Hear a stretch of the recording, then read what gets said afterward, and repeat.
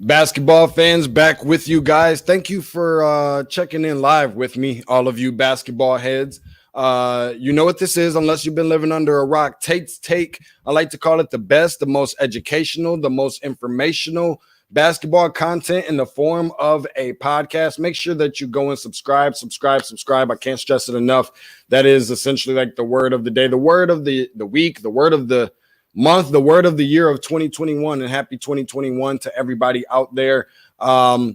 Go make sure that you can find anywhere that you find your favorite podcast. That's iTunes, Google Podcasts, Red Circle, Spotify, Stitcher, streaming live as well on Facebook and streaming live as well on YouTube. Make sure that you go and give a follow at Tate's Take Hoops. That's TATES TAKEHOOPS hashtag per usual where basketball lives. Now, I know that I mentioned to some people we're going to have some really awesome guests coming up. A lot of people have been asking me about what's going on in college basketball, specifically the Big 12. A lot of people have been asking quite a bit about the Atlanta Hawks and what's been happening around the landscape of that particular franchise. So we're going to get into that one first. We'll get into Fran Fraschilla a little bit later. We got him coming up at 8 o'clock in the next I guess, what is that? 25 minutes, 25, 30 minutes or so. But first, I want to bring in somebody that means a dear bit to me, that's for sure. I couldn't be happier to bring this guy on. A little bit more nervous than I am for having anybody else on.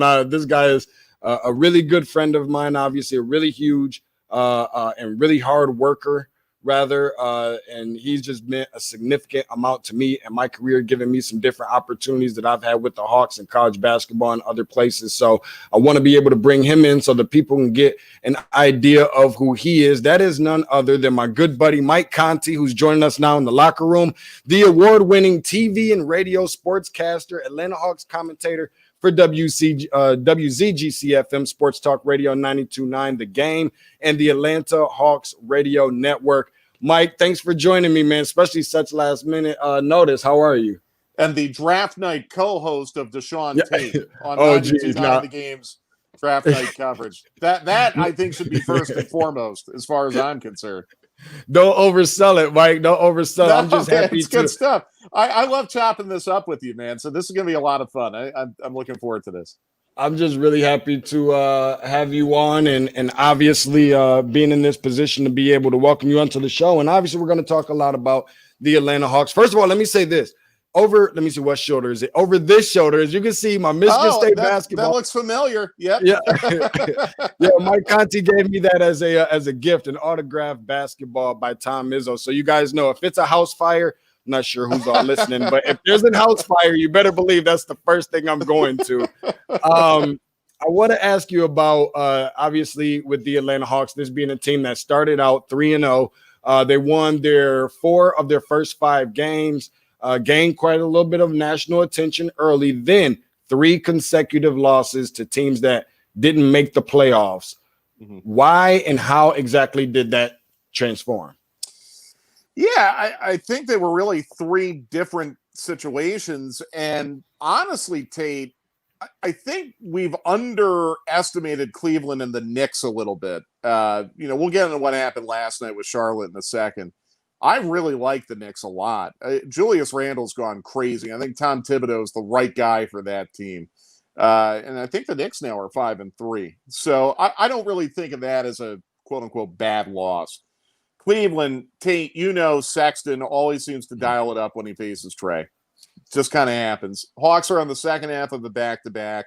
They were clearly fatigued, clearly out of gas after getting in at 3 a.m. from Brooklyn. Remember, these guys had not had a back-to-back since, I think, February 27th of 2020. So you're talking about almost a full calendar year.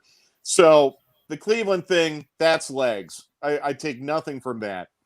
The Knicks game, the second unit killed them.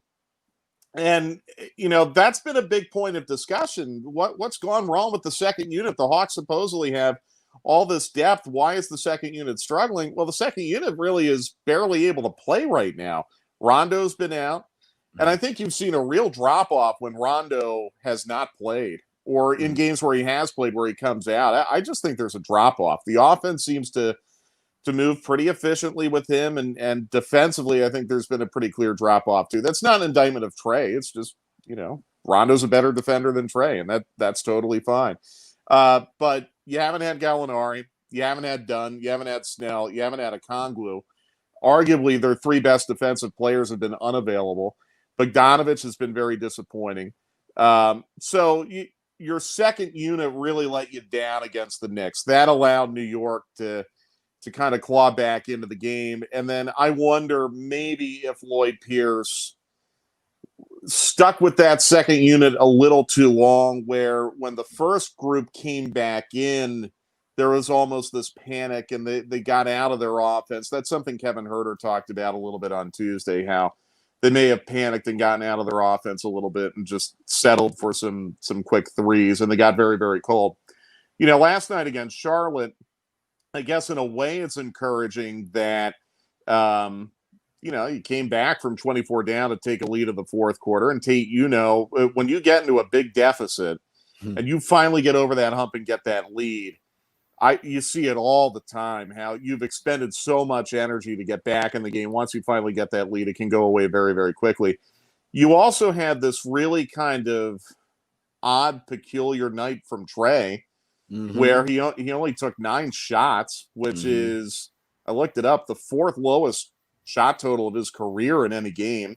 He only had 7 points, first time in more than a calendar year where he's been under 10 points in a game where he has not gotten hurt.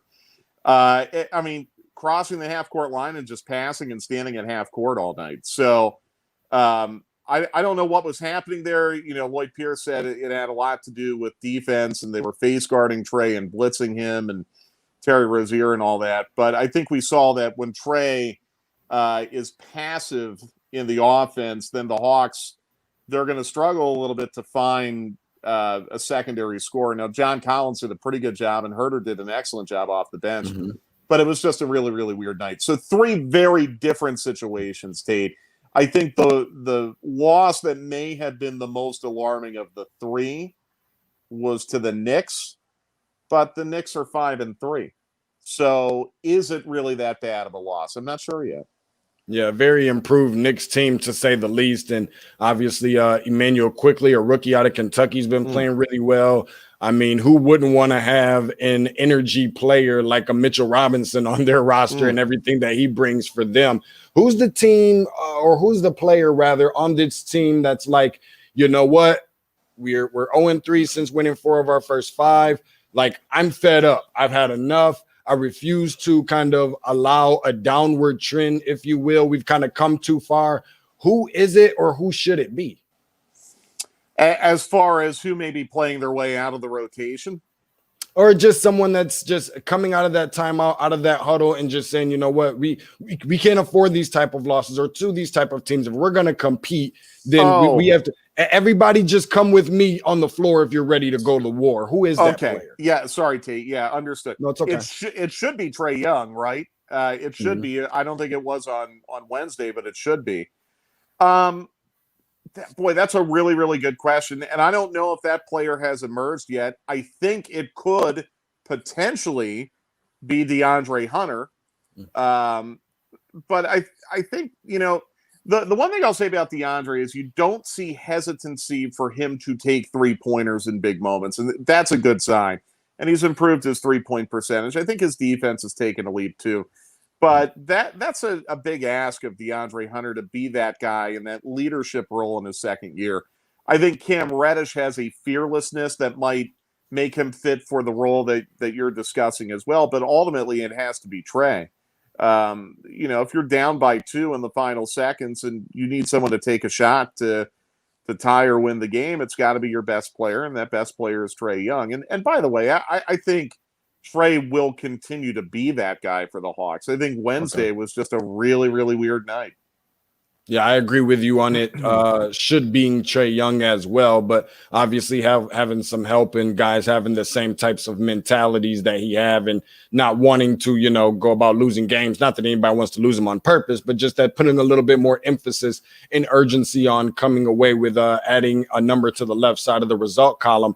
I've been the person, Mike, that has said that the fans should have low expectations. Okay. To me, it's just hard to disappoint that way. Also because the Hawks are not, at the top of the list of being teams that are known to exceed expectations based on that anyway. See last year, if you will. What should the fan base's expectations be realistically for this year? Yeah, I think play-in round, which would be 7th through 10th in the East. And I think that's based on what we've seen so far in the Eastern Conference. Toronto's not going to be at the bottom of the East all year. I think Washington will get better too. I think you've had a couple teams, maybe the Knicks, maybe the Cavaliers, maybe even the Magic, and the Fultz injury kind of comes into play with this too. You've seen now a couple teams may have overachieved. I think the Hawks, if they're a 500 ball club this year, that's a good year for them. And that's going to have them in the play-in round, 7 through 10. This is going to require some patience. And I think one of the, unintended consequences of starting the season 3-0 and 4-1 with a really good win at Brooklyn a week ago Friday is it's jacked expectations up to a level that might not be fair. It might not be aligned with reality for this team right now, because the bottom line is you're still a really young team. Sure. Your starting group is very, very young. You've got a third-year player, a fourth-year player, 2 second-year players, and Clint Capella, who just got here. And by the way, I think Capella has absorbed this Hawk system a lot faster than I thought he would. So that's a credit to Capella. That's a good sign. But you've got a very, very young starting group that's still developing, still maturing. And you have a second unit that just can't stay healthy right now. So you were hoping that you would be one of the deeper teams in the league, but that depth has been tested in a way that I don't think you foresaw. And, you start to wonder a little bit, okay, if they're resting Rondo now right at the beginning of the season for knee soreness, how many games are you going to expect Rondo to play? Are you expecting Chris Dunn to play at all this year? Are you expecting Onyeka Okongwu to play at all this year? You're talking about really, really important defensive players right now, where the Hawks made a point in the offseason to get better defensively. So I think this is going to be a roller coaster. I think there's going to be a lot of highs like we saw last Friday in Brooklyn. I think we're going to have a lot of lows like we saw last night against Charlotte. In the end, if this team comes out of it 500 and in the play-in round, I think that's where I would align my expectations as a fan. Anything over that, 6 and above in the East, would be a major excess of expectations as far as I'm concerned. Sure thing. Got Mike Conti joining us. Make sure I want to mention award-winning TV and radio sportscaster. No, I gotta do my part. An Atlanta Hawks commentator for WCGC Sports Radio 92.9 The Game, also for the Atlanta Hawks Radio Network. Make sure you go and give him a follow at Mike Conti 929. That is at Mike Conti 929. Mike, one of the names that you mentioned just a minute ago was Clint Capella. Finally getting a chance to see him on a fairly consistent basis in a Hawks uniform, who's been doing a phenomenal job in the rebounding department specifically. Maybe not so much a grade to give, but what exactly has he brought to the table that this team may have been missing from last season? And is this the kind of contribution that he has kind of lived up to that we can expect from him going forward? So he absolutely has given them the rebounding help that they needed, because that was a glaring weakness last year. And a lot of it had to do with the fact that John Collins missed 25 games. And a lot of it had to do with the fact that you couldn't settle on a starting center. It'd be Alex Len, it'd be Bruno Fernando. You traded for Dwayne Dedmon, but he didn't play very much because the pandemic hit right after the trade. So Capella has solved all those rebounding problems. Second, as of our speaking tonight on Thursday, second in the league in rebounding, second in offensive rebounding, which is really, really critical. Second in rebound percentage, second, I think, in defensive rebound percentage too. So really, really, really good signs there. Probably not getting quite the degree of rim protection that you hope for, but I think there's still, A, I think that's matchup dependent, and I think B, there's still time for that to evolve. Capella's not going to be a focal point in the half-court offense. Sure. I don't think they're going to run sets for Clint Capella, especially when you have John Collins, who's a really rangy athletic four. I don't think they're going to run sets for Clint Capella. He's not someone who's going to stretch anyone out to the three-point line, but that's okay. I don't think he's here for that. I think he's quite simply here to get you rebounds, and he's absolutely doing the job. This is, I think, Tate, what the Hawks kind of hoped for when they had Dwight Howard, but they didn't have a competent point guard to pair with him. Okay. Now you've got that. Okay. Mm-hmm. So, if you would have had Trae Young 5 years ago, or I don't know, maybe 4 years ago, I forget now, it's been so long, and Dwight, that team might have been a top 4 team in the East, second round team. Dwight barely played in the playoff series against Washington as a result. Now I think you have a younger, more durable, more athletic, better teammate in Clint Capella than maybe you had in Dwight Howard.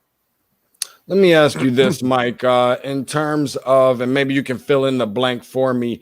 We know that the Hawks have 2 more Eastern Conference games coming up before they get on the road for their 3-game West Coast road trip.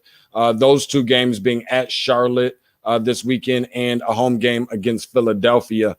If the Hawks do blank, they can kind of give themselves some confidence, if not nothing else, entering that 3-game West Coast road trip, which is, by the way, at Phoenix, at Utah, and at Portland. What is that blank? If they do blank, then they can be successful on their 3-game West Coast road trip. They need to split. I think it's really, really important they split. If they go into that West Coast trip on a 5-game losing streak, then doubt really, really starts to creep in, especially when you look at the teams you lost to. That'd be 2 losses to the Hornets, a loss to the Knicks, a loss to Cleveland. And again, I'm rather bullish on Cleveland and New York. I think they're better than people give them credit for. But, 4 of those 5 games, you would say the Hawks were favored to win going into them. Certainly in terms of talent, the Hawks were the better team in 4 of those 5 games. And I think it's even a little bit debatable in that Philadelphia game. But Philadelphia is playing so well right now. So the Hawks need to get a split. What do they need to do to get that split, though? They need to get guys back. And unfortunately, Rondo's not going to be back in this next 2-game span. Gallinari's not going to be back in this next 2-game span. Whatever has been bothering Bogdanovich has got to resolve itself. He's got this right ankle tightness, I guess, that forced him to leave the game against the Knicks. This is the problem right now. Bogdanovich is coming off the bench because you want someone who can give you instant offense, and the Hawks like the fact that he can match up against second-unit players. But Bogdanovich, I think, is only 5 for his last 18 from 3. So he's got to get that going. Because otherwise, he does very, very little to help you. He's not going to be out there to help you much defensively. So he's got to get that on track. Fortunately, Herter had a really, really good bounce back performance on Wednesday because he's been very hot and cold. And I think, the 2 guys that it really puts pressure on, Tate, are Brandon Goodwin and Solomon Hill. And I think Solomon Hill, for what he is, has done a remarkable job. He's probably been thrust into a larger role than he expected because Gallinari's been out. But with Rondo out, Lloyd Pierce has experimented with these looks where Herter will be point guard or Reddish will bring the ball up. And I think now he's kind of seen that things do work pretty well with Brandon Goodwin. Can Goodwin build off what he did, a very, very good 16 minutes against the Hornets on Wednesday, this coming Saturday in Charlotte? I think that's the key because the first group, Reddish is struggling right now. I think he'll get that back together. The first group's doing what they need to do. They need to be getting more from their bench right now. And if the bench has a half-decent game against a cold-shooting Charlotte team, because Charlotte still didn't shoot very well, even in the win on Wednesday. I think they were only at 38%. If that second group can come in and just give you something Saturday night up in Charlotte, and Trae is his usual self, you'll get that split. You hope you compete against the Sixers. The thing that I like, Tate, is that the Hawks haven't gotten run out of the building by anyone yet. I know they were down by 24 to Charlotte, but they had a fourth-quarter lead in that game. In fact, I think they've had fourth-quarter leads in every game they've played this year.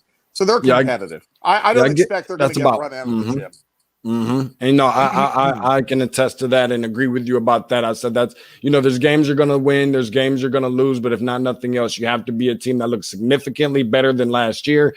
And by doing that, you have to be able to compete, which is something that we're all kind of keeping our fingers, toes, and eyes and everything else crossed that they'll be able to accomplish. And just mentioning some of the struggles that we've seen from Bogdan Bogdanovic is kind of reminds me of some of the struggles we've also seen shooting the basketball from Cam Reddish as well. Yeah. But you mentioned a few of the guys that are out and are going to be out for the foreseeable future, regardless of how many games that may be.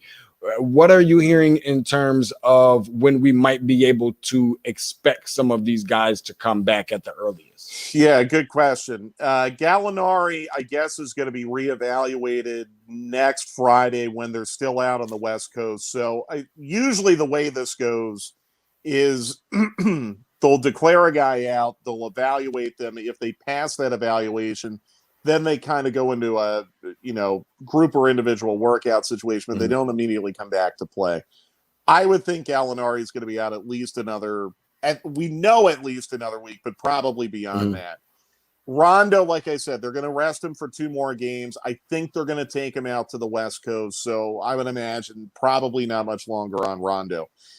Dunn, I've heard that his surgery went well and he might be back a little bit sooner than they had expected. Okay. But I don't know when that is. I mean, when were they expecting? Was it March? Was it April? Was it February? I don't know. So it sounds like he's ahead of schedule, but I don't know what that means. Okongwu and Snell have both graduated to 3-on-3. Okay. But again, I don't know what that means. I don't know. Yeah. I don't know. Like, okay, what does that mean? You're playing 3-on-3. Does that mean you could play 5-on-5? Right. And if you can play 5-on-5, does that mean you can play in a game? Is it a conditioning thing that they need to work up to? So this has been an interesting year so far, Tate, from the standpoint of injury reporting for the Hawks, because Lloyd Pierce has been more ambiguous than usual in giving us timetables for these players to return. And it might be just because he doesn't know. Sure thing. Mike Conti, obviously joining us, Atlanta Hawks commentator, and for Hawks Radio Network, that is, and Sports Radio 92.9 The Game here in Atlanta.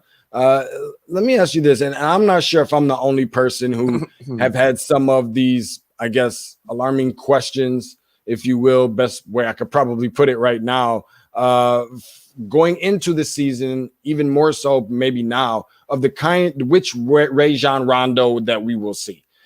Questioning if we will see the Lakers and the Celtics Rondo kind of laser focused and dialed in, or more so the Sacramento Kings and Pelicans Rondo. Is there a reason for any of those type of concerns? Because we even saw earlier this season, so early on, that there were some off the court issues as well. And I'm not trying to dive too much into that, but do you think that he's locked in the same way that he has at the other franchises he's won championships?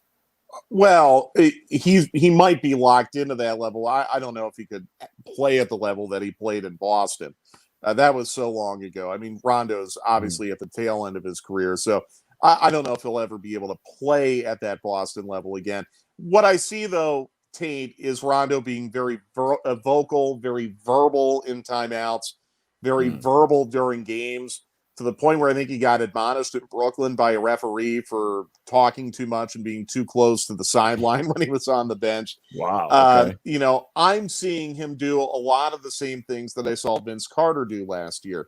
Pulling players aside during timeouts, just body language indicating that he might be trying to assist in some way, not necessarily to coach, but maybe to provide ideas.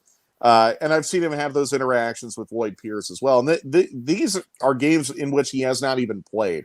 So sure.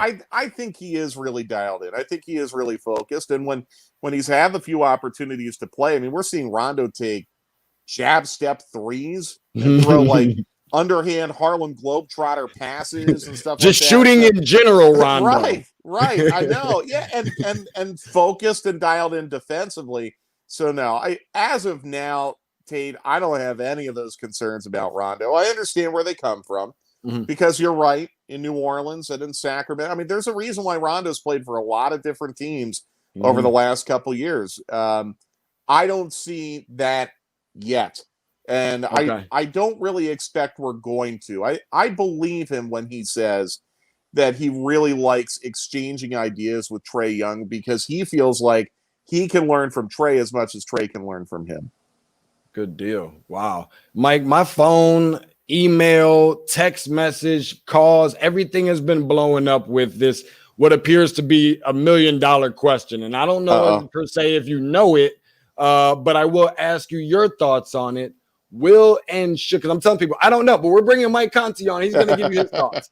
Will and should John Collins be in Atlanta Hawk uniform next year? Well, he's going to be a restricted free agent, so they're going to have the ability to match anything that's offered to him. Sure. I think John can absolutely make this an easy answer for the Hawks if he continues to play at the level that we saw him play last night. If John has a interruption-free, injury-free season and ends up going 20-10 for the third straight year, 20-10 players in this league are max players, as far as I'm concerned. But after what happened last year, I think it was prudent for the Hawks to make John prove that he can be a 20-10 player again over the course of a full 72-game season. Sure. If he does, someone will sign him to as high an offer sheet as a restricted free agent can get, and the Hawks have the ability to match it. And I suspect they will be able to match it, and they'll want to match it. The report that we saw in The Athletic was that I guess it was a 4-year, $90 million offer that was on the table for him. That is a pretty strong indication in my book that the Hawks feel very strongly about John Collins. But he's got to go out. He's got to prove it this year. He's got to be consistent. He's got to play a disruption-free season. And if he does, he'll earn every penny of that. I really feel 20-10 players in this league are automatic max players.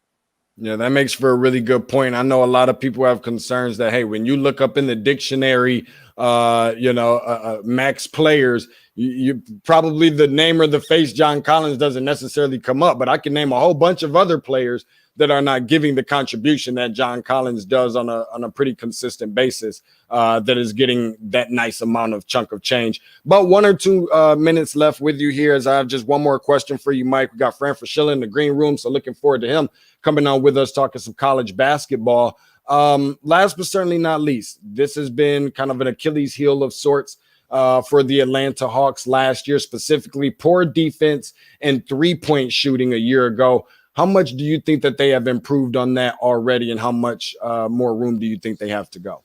Well, prior to this 3-game losing streak, I think they were 3rd in the league in three-point shooting, up from 30th. So, I mean, that right there, we know they're going to be fine. And when Gallinari comes back, and when Bogdanovich gets this stuff figured out, and when Reddish just gets warm, not even hot, just warm, that three-point shooting, I'm not worried about that at all. That'll correct itself. Defensively, I think the one area they have absolutely improved dramatically is in rebounding. I think they're, as a team, 2nd in the league in rebounding right now, and all of that has to do with Capella, as I outlined. I think you're seeing intent and effort, which is good. You're seeing Trae Young jumping into passing lanes. You're seeing Cam Reddish very active with hands. You're seeing Kevin Huerter hustling on defense, trying to chase down block and do things like that. So the intent and effort is there, and that's a big part of it. But as you know, in the NBA, intent and effort doesn't mean as much as results. So we're just going to have to wait and see. But I think there's at least a good starting point, that the initiative is there for some of these guys who have really, really struggled defensively to be better. And for some of their stronger defenders, I mean, we kind of laughed when Cam Reddish said that he wanted to be first-team All-NBA defensive this year, which is an unusual goal. I like to hear someone say that, though, because it shows a commitment to being a better defender. So the Hawks will benefit from that. I think Hunter has taken a big leap already from year 1 to year 2 defensively. It's just going to take more time. It's going to take more time, and part of it, too, will be matchup dependent.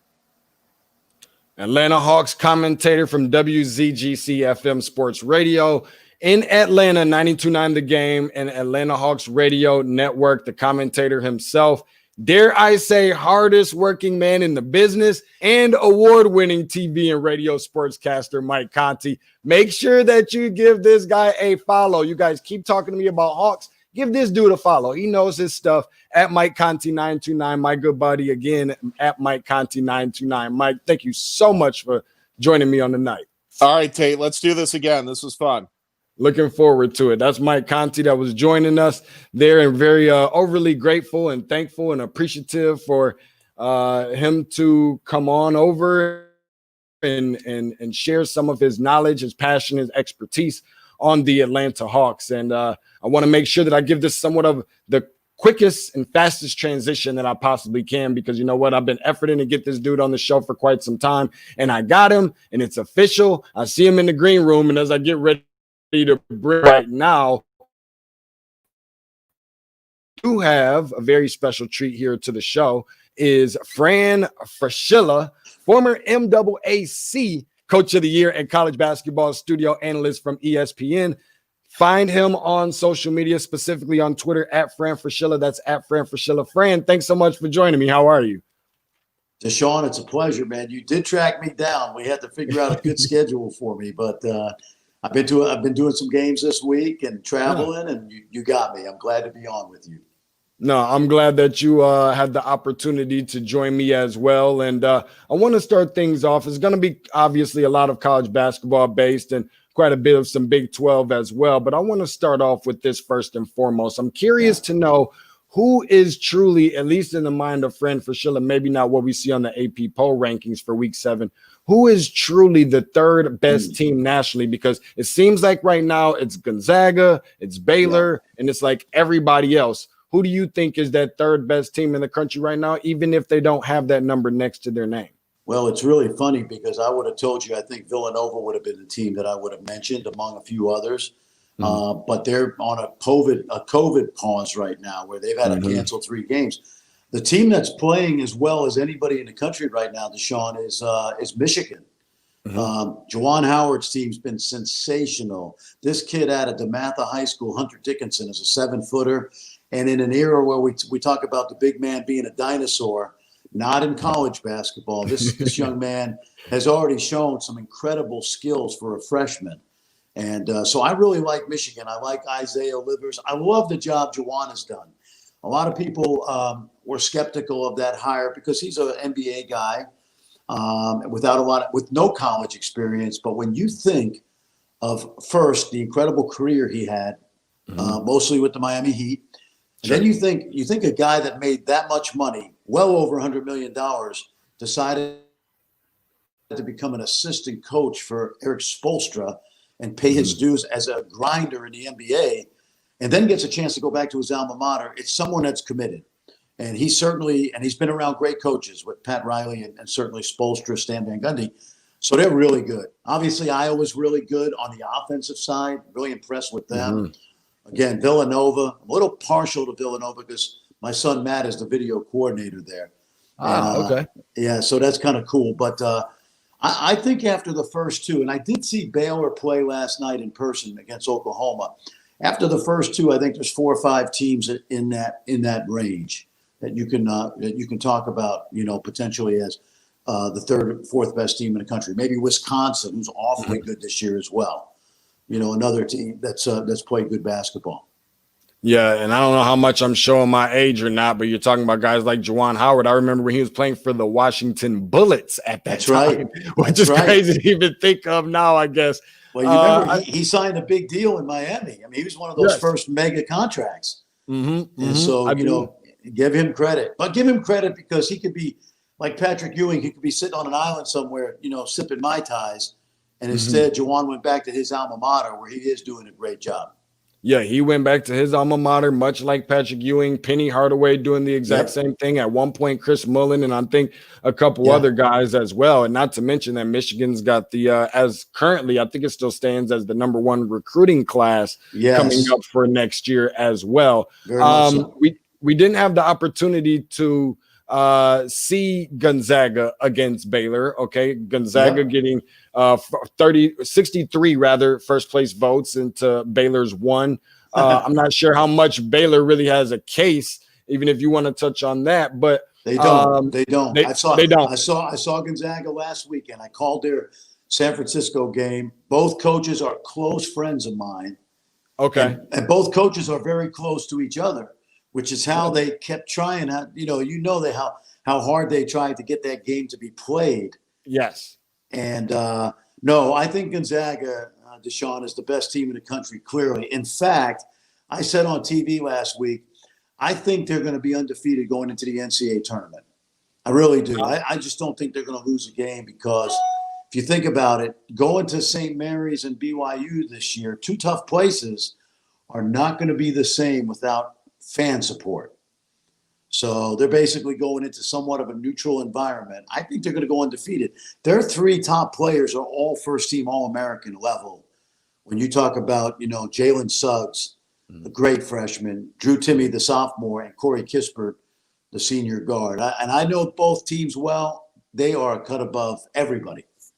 Okay, so I would imagine, is it fair to assume that had they played that game, that you would have taken Gonzaga in that game, I guess? I think so. I do. I love Baylor. They're undefeated at 10-0, and I did see them last night. I'll see them again on Saturday at TCU. I'll be calling that game. But no, I think Gonzaga is a cut above. Now, Baylor's guard depth is really more good. so. It's deep.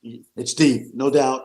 And I like some of the young big guys. I want you to remember this name, Jonathan Chamwa Chachua. JTT, but he doesn't like to go by that. He doesn't like that. They got a new one for him. They call him EJ because his nickname is Everyday John because he brings it every day in practice. And last night I watched him. He was sensational. But I think Gonzaga is slightly better than Baylor, but it would be a heck of a game, and it would be a monster championship game if we were to get that game on April 5th. My last question to you, at least about Gonzaga and Baylor anyways, is if you're grouping Gonzaga and Baylor, and I'm putting that up against the field, as it stands today, which way would you go on that to cut down the nets, that is? Oh, that's a good question. I would probably take the field, and here's why.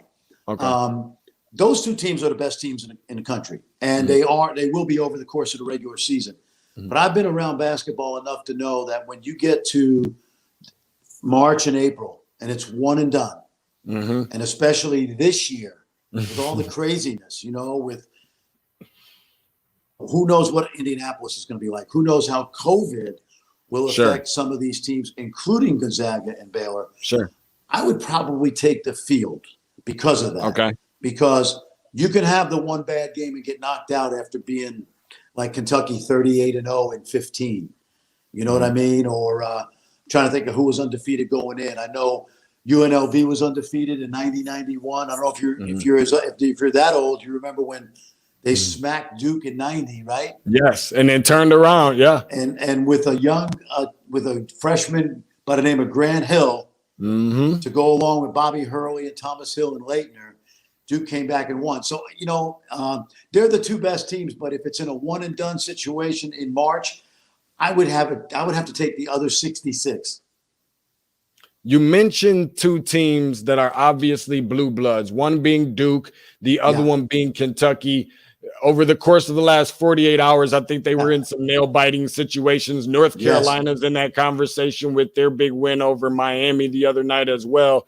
What would you say is the biggest reason for kind of like the downslide, if you will, or the lack of impressiveness from what we've seen out of some of these blue blood and elite level prestige programs? It's a really good question. I think with Kentucky and Duke, first of all, you have to just say that not all one and done classes are created equally. Okay. Like for every Zion Williamson, Cam Reddish, RJ Barrett one and done class, you got Wendell Moore and Matthew Hurt at Duke.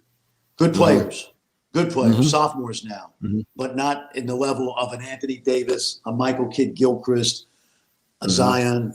And so when you put all your eggs in the one and done basket in a given year, you're taking a chance that their inexperienced but quote unquote talent is going to be as good as, let's say, some of these older veteran teams that we see year in and year out, like Villanova, like Virginia, like Michigan State, You know, this year, if you look at teams around the country, and I think in the Big Ten, for example, we've already touched on Wisconsin, five fifth-year seniors.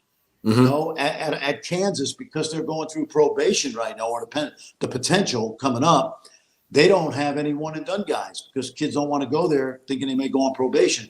So what does Bill Self have? He has a whole bunch of 4-stars, and he's got 10 of them. And so you're seeing them, you know, with a chance to be really good this year. Texas, another perfect example, Deshaun. You know, those guys have been through the ups and downs. Shaka has. All of a sudden, Matt Coleman's a senior. Courtney Ramey's a junior. Andrew Jones is a junior.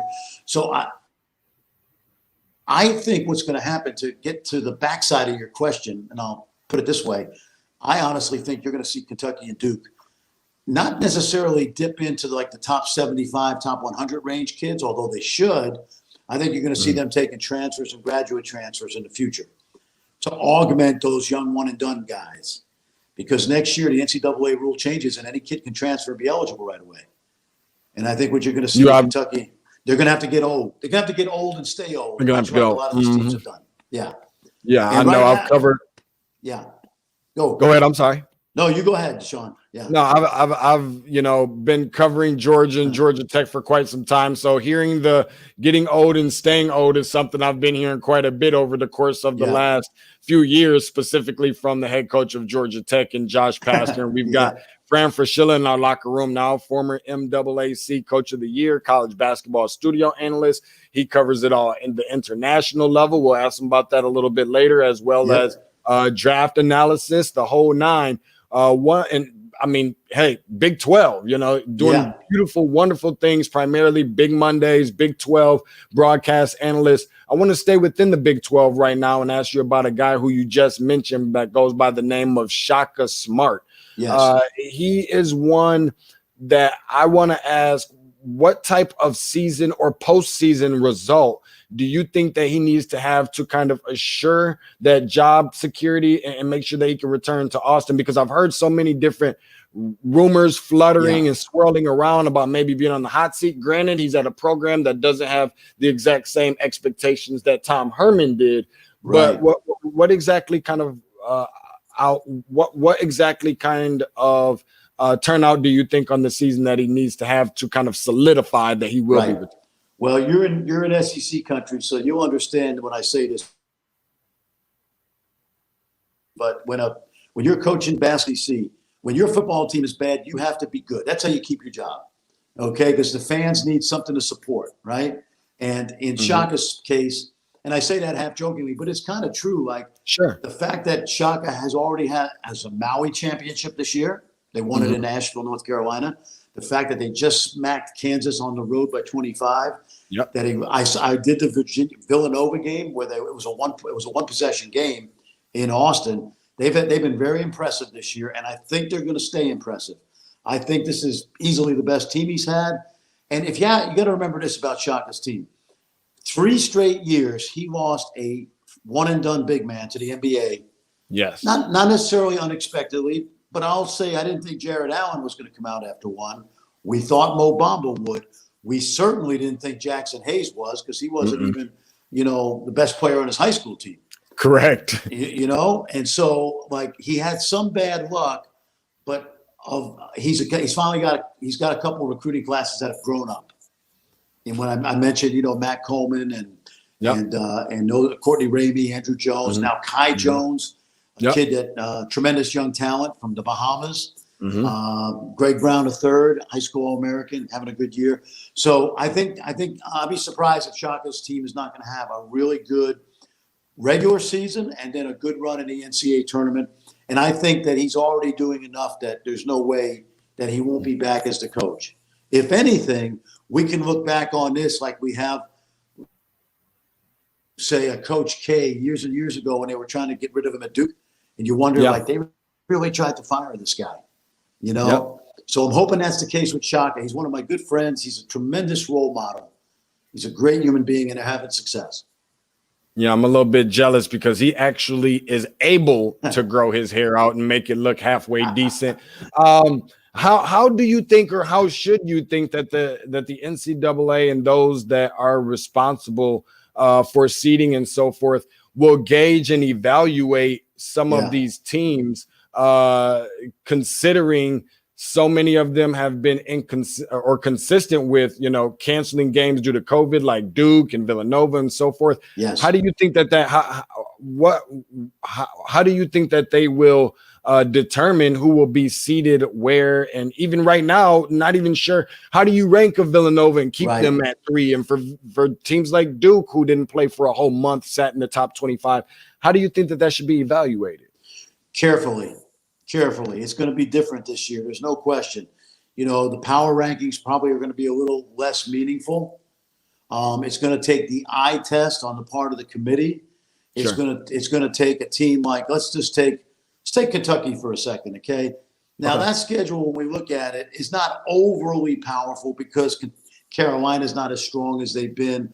All of a sudden, Richmond's struggling a little bit.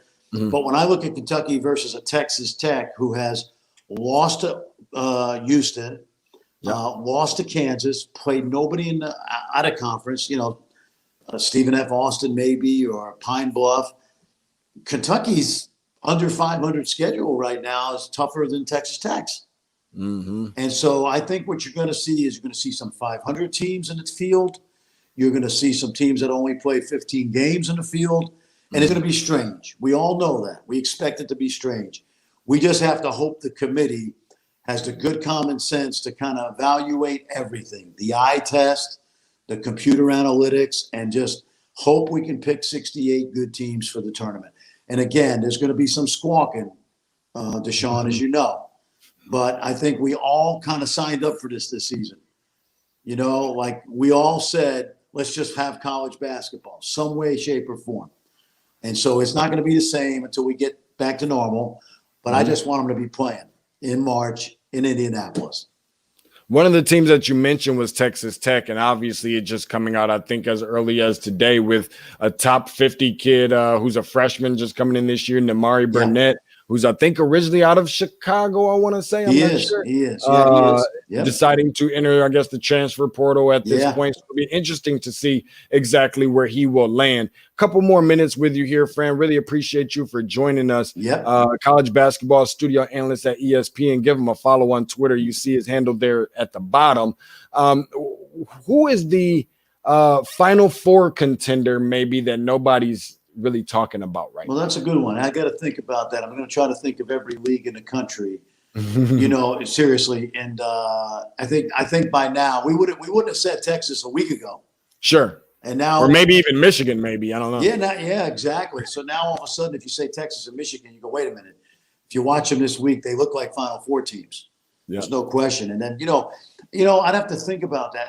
I'll give you a dark horse, and I have to get completely healthy because Geo Baker has been out for a while, and then Ron Harper Jr. But I think this Rutgers team, now, again, it's a strange year, and they're not the best team in the Big Ten, and there's probably not the second or third best, but they're in that mix. What I would tell you is this, especially if you filling out, how about filling out a bracket this year? Oh, my goodness. Yeah, Eyes closed. But I would always say this, and I've said this for many years, and I think it's true this year. You take the 5 power conferences, really 6, because you got to count the Big East, obviously. I'll give you a team that's a dark horse that just popped into my head. Creighton. Okay. Great offensive team. Zagorowski, Mitch Ballock is a 40% three-point shooter. Davon Jefferson, Mahoney, the transfer last year, who's really good. A couple big guys inside, Christian Bishop. But here's the point. The second, third, fourth best team in a power league, and let's just take the second best team out. But that third or fourth best team in a power league, Big Ten, Clemson, the way Clemson's playing right now.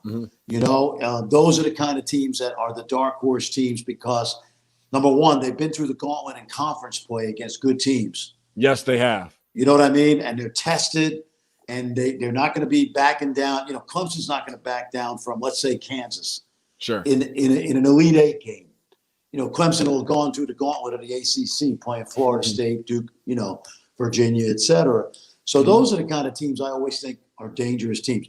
And again, I think, and I'll be rooting for this guy because he's a close friend, but Leonard Hamilton deserves to go to a Final Four. Leonard is, of course, he's had some great Atlanta kids here recently. Sure. Including our guy that was there was Devin Vassell. Devin Vassell. Yeah, tremendous. But anyway, I think Leonard's team with Scotty Barnes, they always have 8, 9, 10 guys that can hurt you, a lot of depth. But it's always that second, third, fourth best team in a power conference that's not intimidating. Now, hopefully you don't feel like I guess what I'm gonna do now, I'm gonna put you under the heat lamp like the fries at McDonald's a little bit. So I'm gonna kind of test it a little bit and try. I'm a Whataburger guy. I live in Dallas. Okay, yeah, Dallas, Texas. I gotta come out there and visit sometime so we can get the Whataburger up. Yeah. Again, you mentioned how such a weird year that it is. I'm looking at these conferences. Yeah, we have no way in the hell of knowing exactly who the best teams are in this. I mean, you look at the ACC. Is it Clemson, Virginia Tech? Is anybody really putting a lot of stock in that? Now, on the opposite side of that, you have a really strong conference in the Big Ten where you have so many good teams you may not know. I think Oregon may have just taken a loss earlier tonight. The Big 12 is in Texas, Baylor. So you have all these different conferences. I'm just curious to know who is the best team in each of these Power 6 conferences. Yeah. What better person to bring on here and ask than Fran Fraschilla? Well, thank you very much, Deshaun. I think, I hate to say this. I think Kansas is going to end up being the best team in the Big 12. I know it sounds crazy because of how well Baylor has played here. And I'm a close friend of all these guys, But I think Kansas followed by Baylor and Texas. But you could throw all three in a hat. If you're making me decide, and most times Kansas has been so dominant because they never lose at home. But this year it's different because when Texas went in there was no crowd, pretty much, almost a neutral site. But in the Big Ten, I would have to say Michigan. Okay. In the Big East, I'm going to go with Villanova. And, in the ACC, that's I can't imagine it's going to be Clemson at the end of the day. And I have great respect for Brad Brownell. He's a great coach. I can't give you an answer there. I don't know.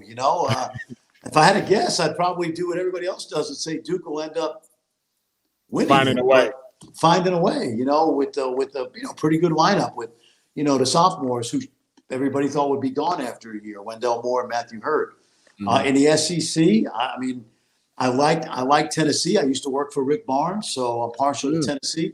But then they got smacked this week, by Alabama, who's playing good basketball. LSU looks like they could be really good. And then last night they just slipped by the Bulldogs. Arkansas has been pretty good. Yeah. Arkansas has been pretty good, but then they took a couple licks this week. So I'd say Tennessee would have to be the best team.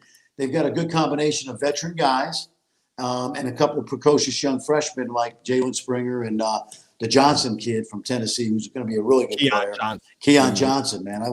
Plays defense. He's got the whole package. So what do I look like? An expert? To me, yeah, I'd say that. I don't know, man. You don't want me filling out your bracket every day. I pick all the chalk, and the chalk goes away early. Yeah, it's funny how you get some of these people who don't watch and they just kind of pick their favorite colors or birds or whatever else. That's what I'm doing this year. Any red bird. If there's a red bird in the tournament, I'm taking that. Let the dogs figure it out sometimes even.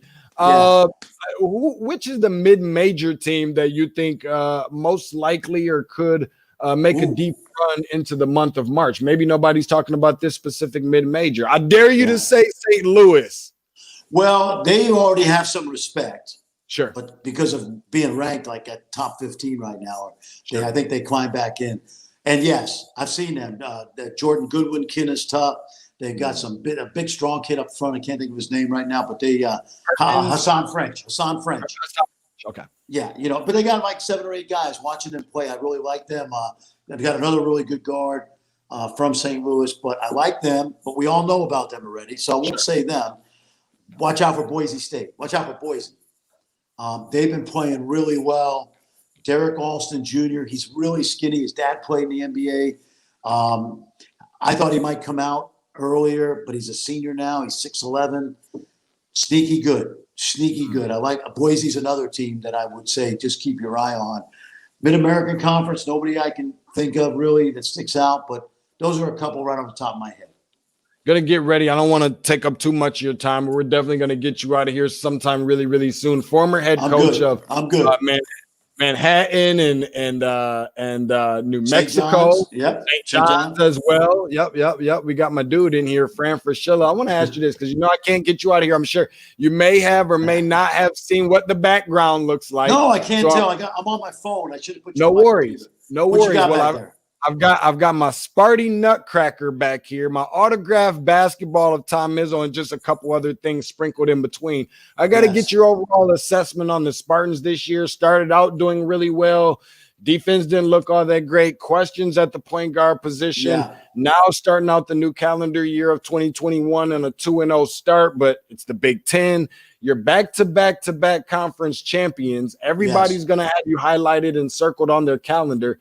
What do you see out of Michigan State leading up to this point right now, and what you think they could be, like a lot of people kind of feel? I always am the one to say that Spartan fans get a little spoiled because it's like, we're not worried too much about what's going on right now. March will be here before you know we'll take care of business. Right. I'm not sure if that's always going to be the case forever. What says you about Sparty right now? Well, first of all, I met Tom Izzo when we were both in our early 20s in 1980. We've been friends ever since. And wow. In fact, I texted him last night. In fact, Draymond Green had a great quote last night about James Wiseman. Correct. Check that out. If you haven't seen it, he explained why James. It was amazing, right? And I sent it to Tom. I said, you want to see this? I actually sent it to Scott Drew at Baylor because I wanted Everyday John, Chamo Chachua, JTT to see it. But absolutely. But seriously, listen, I knew this last year. Rocket Watts is not a point guard. Yep. He's a scorer. Foster Loyer is a nice player, but he's not Cassius Winston. That's one way of putting it. Sure. It is. I know it. Some inexperience. I wanted Aaron Henry to take the next step in December. He did not. It looks like he may now be finally coming around. The big kids, the kid from right here in Dallas, Julius Marble, I think is going to be terrific someday. Malik Hall. So I do think Joey Hauser was terrific when I watched practice last year. I spent 3 days up there. I think they're going to get it together. Why? Because it's Sparty, and there's a culture, there's a toughness, much like at Kansas or at Duke, and I worry about some of the inefficiencies. But I do think that the pride factor had to come out over the Christmas break with those guys and have them say, we got to reassess what we're doing. We got to listen to Coach Izzo more. We got to, batten down the hatches more. The point guard thing does worry me, but I think they're good enough to claw into that top echelon of the league. And then, of course, they'll get into the tournament and they'll make some noise. That's just Sparty. So it's an incomplete team. But now I did hear the rumor. I know you heard the rumor too about Imani Bates yesterday. He may be reclassifying. Yeah. I've been told that quite a few times. I heard it on yesterday. I'm really interested in. You know what? I was gonna put you back on the hot seat again and ask you if you thought that we would ultimately and eventually see Imani Bates in a Michigan State uniform, because it's crazy the way it's worked out. I'm not sure if you know this, but also another point guard named Jaden Akins that's coming in next year. Yes, they were teammates over at Ipsy Prep, and some things didn't really go the best of ways, and now he's not on that team anymore. Now we're talking about maybe a reclassification. Right. Both of them coming in during the same year now. I'm not really sure how Tom Izzo is going to find some balance within itself. Well, so you tell me the relationship between the two kids is just shaky, or? Yeah, well, from everything that I've been told, the kid Akins got kicked off of the team by the dad and had some words and so forth. And again, maybe speculation or my sources and everybody else I'm reading is completely wrong. One of the two. My first reaction is, well, then Akins got to go because, but I'm kidding. I'm kidding. I get it. No, I get it. Yeah. No. But I would say this. I'm going to give you an example. It doesn't surprise me that Imani might want to go to college, go to Michigan State, not wait for whatever the NBA is going to do. I'm going to give you two examples. Okay. What do you know about? And these guys were top 3 in the country, top 5. What do you know about Jalen Green's season so far in the G League? Just ask. I can't tell you. Yeah, no, I can't tell you that I know a ton. Right. We know he didn't get worse. Probably he's probably working hard, Sure. right? Yeah, absolutely. What do we know about Jalen Suggs so far? We know a ton. and Cade Cunningham. We know a ton. One of those two guys are either arguably or inarguably between number one pick or certainly up for player of the year nationally, that being Suggs. And I would say this, and this is, again, I know we got to give these kids, we got to do the NIL, the name, image, and likeness, all that stuff. Yeah. But I think Zion benefited from being on, the weekly Duke TV show on ESPN. Mm-hmm. And I think that, like I said in December that year, before he even plays an NBA game, he's going to be worth over $100 million, and that was true. You know what I mean? And I think going to college, not that it's for everybody, sure. But Jalen Suggs and Imani Bates and those guys, Imani is going to be a brand by the time he gets to the league. That is correct. Now, Jalen Green may be a brand when he gets to the league, but it's going to take a little bit of a while because we don't know as much about him and Jonathan Kuminga, let's just say, as we do about Jalen Suggs and Eric Mobley and Cade Cunningham. Mm-hmm. So my point is, I get Imani going to Michigan State for a year because he's going to play for a great coach. He's going to play games, and he's going to be on national TV twice a week. And it's not all bad. Two last questions for you here, Fran. Yeah. One of them being, because I know a lot of people haven't, we're getting a chance to see more of one kid versus the other. And a lot of people don't get to see Evan Mobley. They come on late at night when they do come on. If you don't have Pac-12 package or whatever. Yeah. Then I guess who does? Yeah. Well, I'm one of them. But besides that, not to rub it in on anybody. I got it. Yeah. But another one is out of Oklahoma State. We just talked about him. Cade Cunningham, likely probably going to be the NBA's number one pick in the draft. What kind of treat do you think that viewers may be missing out on if they're not really been paying much attention to Cade Cunningham? Well, I've seen Cade 3 times now, and been up to practice and know the program well because it's the Big 12. And first of all, Cade is going to be a great NBA teammate. He is unselfish almost to a fault. He has a great gift for being a great teammate. He knows who needs the ball when, and he's going to make sure and almost to a fault, because as I've talked to Mike Boynton about this, and I say this on TV sometimes your best player has to take a bad shot as opposed to throwing it to a player who's not very good who takes a good shot. Mm-hmm. And he has to do that a little bit more now. He had 25 the other night in the game we did where West Virginia. Up 19 and lost, Mm-hmm. But Cade is going to be a tremendous player. He's the offensive equivalent of Marcus Smart in that, everybody on Boston loves playing with Marcus Smart because they know he's going to compete his heart out. And I guess they share the Oklahoma State ties too. Well, they do. They do. That's why I mentioned it. They're both Dallas kids, and they both went 4 hours from home, turned down the Dukes and the Kentuckys to go to this place. In Cade's case, because his brother was on the staff, Cannon. But Cade is like a Grant Hill type player. Sure. That's kind of one of the examples I give to people. He kind of reminds me of Grant Hill. He reminds me in his body a little bit of Jimmy Jackson. Okay. He reminds me a little bit of a guy I coached at St. John's.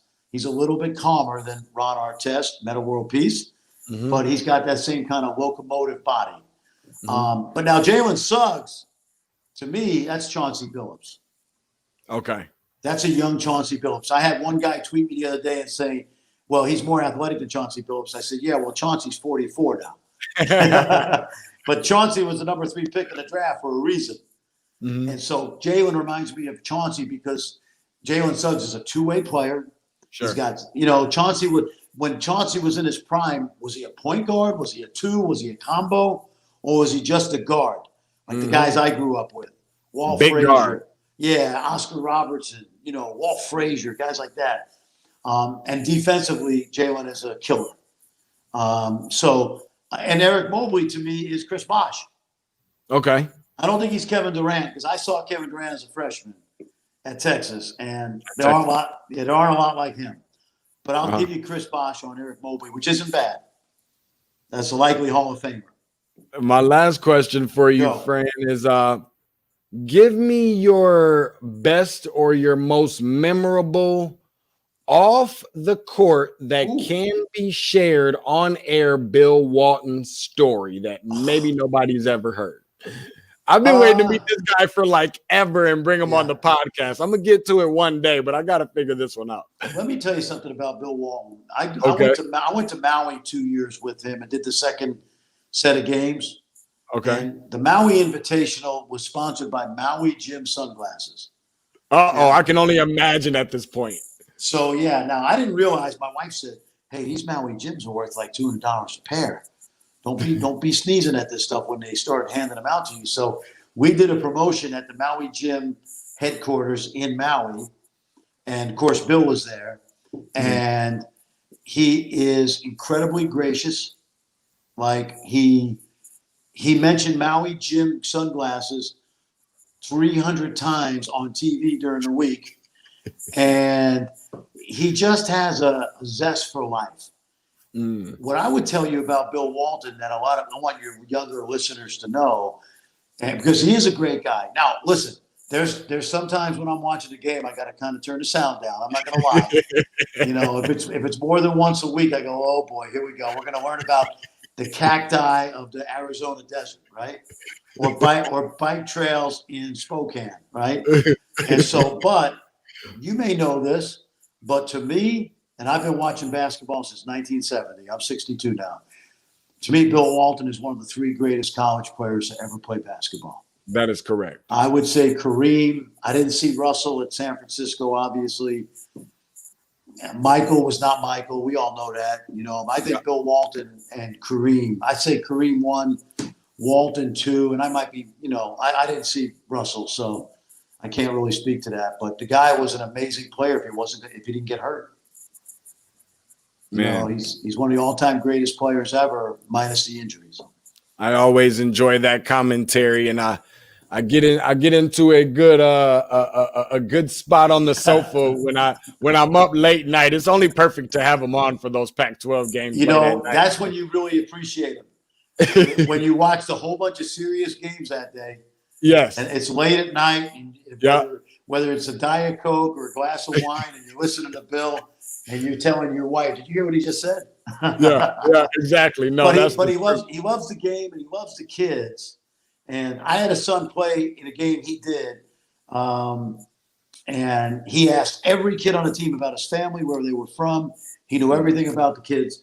He doesn't use all the material because he's got other shtick, but he does his homework. Yeah. And because of him, I came home with about 10 pairs of Maui Gym sunglasses. Love Bill Walton, man. Love him. And love Fran Fraschilla as well. Thank you so much, Fran. Former MAAC Coach of the Year. Listen, St. John's head coach, Manhattan head coach, New Mexico head coach, current college basketball studio analyst, does a lot of international. By the way, just real quick. I meant to get this out of the way a long time ago. Yeah. Who every year in the draft, there's an international name. He's skyrocketing up the charts. Yeah. Who's the guy for the upcoming draft? Not to be determined yet, like it was with Luka Doncic, where we knew 2 years in advance, but a young man that plays in Spain for Real Madrid. He played with Facundo Campazzo, who just joined the Denver Nuggets, who you're going to love watching. But his name is Garuba. Isman Garuba. He's a big, strong, athletic kid. Garuba, kind of a Bam Adebayo type. Okay. That kind of athlete. And he'll definitely be a first-round pick, likely to be the top pick. But it's early. There'll be 4 or 5 more guys this year like there were last year. But no Luka Doncic for a while, although there's a young man in France, Victor, I'm going to say the name wrong. He's 16 years old, Wembayana. He looks like the Ralph Sampson from the YouTube videos. He's 7'3", handles the ball like a guard. And wow. By the way, that just reminded me one more thing. If Ralph Sampson had come out in this era, he'd be a 2 guard. Wow. That is incredible. Because we didn't realize what we could do with big guys back then. Oh, no, for sure. We didn't have a stretch big. We put Ralph in the post and he hit his little jump hooks, but could handle the ball. So anyway, the game is changing thanks to the international kids coming over here. Exactly. I definitely feel the same way, and seeing that the NBA is kind of, transitioning towards that brand or that way, that style of basketball. Yeah. It's my dude right here, man. I can sit here and do this all night long. Give him a follow on Twitter. Yeah, absolutely. Looking forward to it. Give him a follow on Twitter at Fran Frashilla.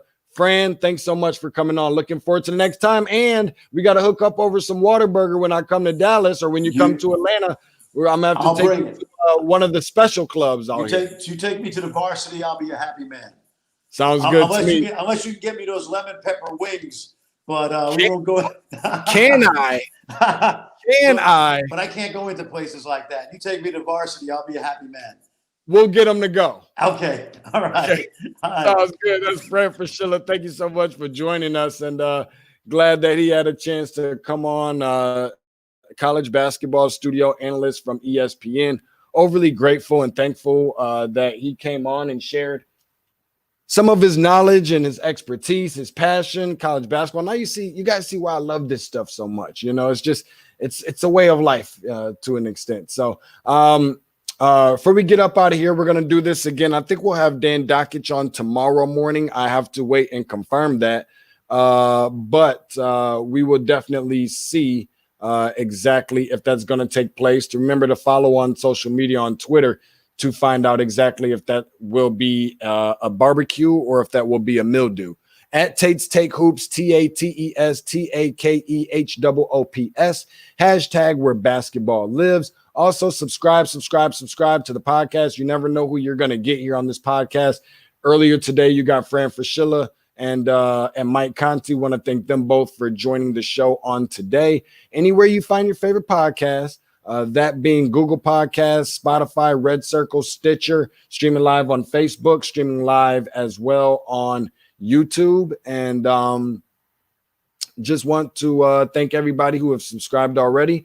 Tell a friend, tell a family member, tell your mama, tell your grandmama, tell an enemy. Make sure that you go and subscribe. Follow us anywhere and everywhere that you can on social media, as well as leave us a rating. Leave us one up to a 5-star rating. Leave us a comment as well.